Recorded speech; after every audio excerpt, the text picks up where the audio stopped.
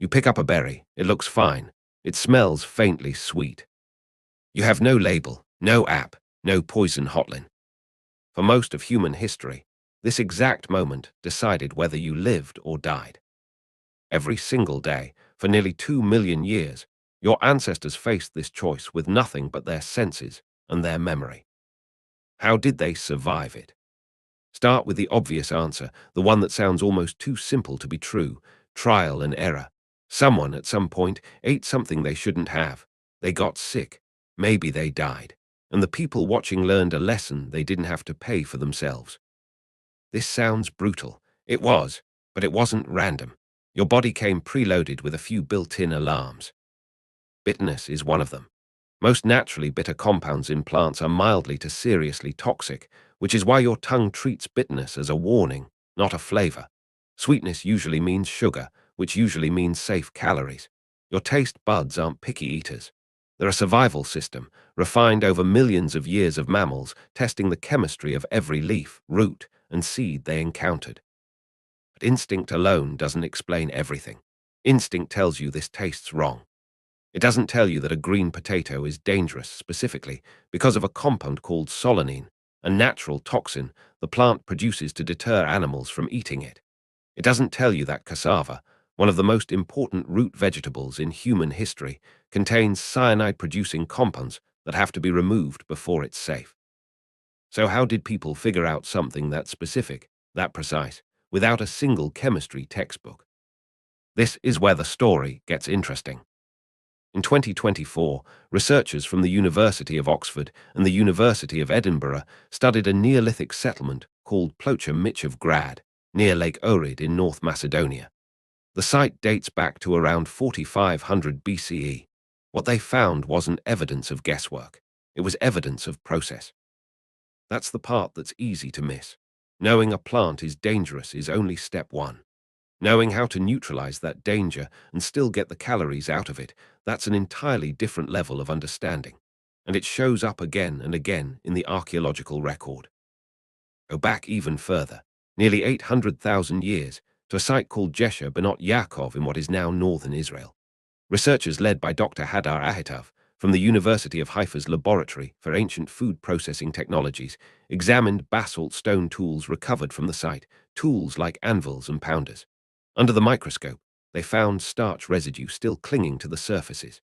The starch came from acorns, legumes, aquatic plants, and wild cereals. Acorns are bitter and astringent in their raw form, loaded with tannins that make them unpleasant and hard to digest. But soak them, pound them, roast them, and they become a reliable, storable food source. The tools at Jesher Benot Yaakov show that early humans weren't just nibbling on whatever was nearby. They were processing food with intention, using techniques that took planning, patience, and shared knowledge. Let's reconstruct what that actually looked like. Picture a small group moving through unfamiliar territory. The landscape shifts with the seasons, and so does the food. Someone spots a plant they don't recognize. They don't eat a full meal of it. They eat a small amount, then wait. They watch for nausea, dizziness, anything wrong. If nothing happens, they try a little more next time. This is the part that connects directly to you, right now, even if you've never thought about it. In a series of studies, Yale psychologist Annie Wirtz, working with her colleague Karen Wynne, found something remarkable in 18-month-old children. Toddlers, far too young to understand toxicity or chemistry, already show specific, patterned caution around unfamiliar plants. They're more hesitant to put plant material in their mouths than other novel objects, and they pay close attention to how the adults around them react to it. So you didn't just inherit your ancestors' knowledge. You may have inherited their fear. Here's the counterintuitive twist. For decades, the popular image of early humans was man the hunter, big game chasing toughened survivors living off meat and bravado. But a major 2025 review in the Journal of Archaeological Research, examining plant use sites across the globe, found something different. Across nearly every region studied, plant foods, not meat, made up the bulk of the calories our ancestors actually consumed. In other words, the secret weapon of early humans wasn't the spear. It was knowledge. The ability to look at something the rest of the animal kingdom avoided and figure out, carefully, communally, generation after generation, how to make it food. Now think about your own kitchen. You probably don't think twice about eating rhubarb pie while leaving the leaves in the compost bin because someone, a very long time ago, already ran that experiment and didn't survive it. You season your food with bitter herbs in small amounts without a second thought, the same instinct your ancestors trusted to keep them alive.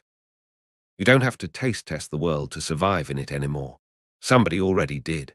And the knowledge they paid for, sometimes with their lives, is sitting quietly in your instincts and on your dinner plate every single day.